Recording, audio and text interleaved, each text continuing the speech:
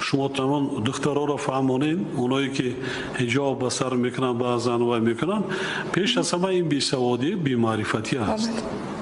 سوادی کافی ندارن اونا و هم گمراه گشتگان، حتی از همون زندگی خودشان را نمیدونن چیکار میکنن. نعوذ بالله منفور درگاه الهی باشید، آن وقت به طغیان و سرکشی خود میافزایید و در روز قیامت هیچ دلیل و حجت برایت نمیمانه، چون این پیام الهی بود که برایت رسید.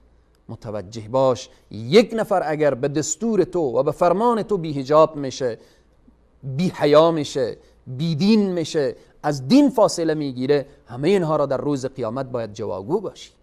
جناب آقای امام علی رحمانوف. هفته اندامی بعضا بانوان و مادران سر لباس و پایافزار آنها را نگاه میکنید، عیب است به شأن و شرف ملت تاجیک این طرز لباس پوشی، بیگانه پرستی، این قدر تاریخ و مدنیت و فرهنگ ملت تاجیک را زیر پا کردن عیب است، شرم است. من اشاره کردم خدا پرستی، خداجویی، قلبت خطی، اعتقاد کن، فرزندانت تربیه کن. آیا این فرمان هایی که از نظام شما صادر میشه، آیا این فرمان ها فرمان اسلامی هست؟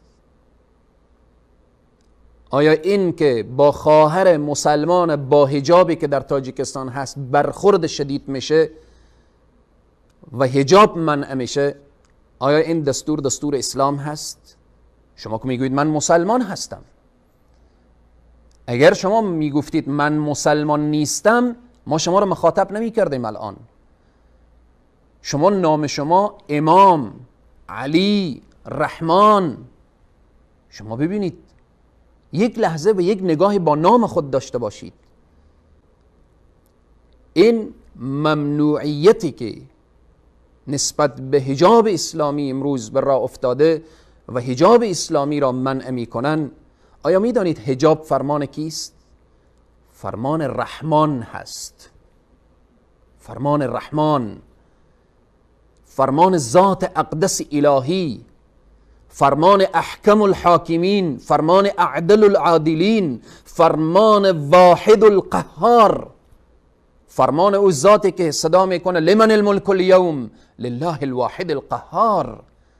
حجاب فرمان الله هست، فرمان من و این و آن نیست.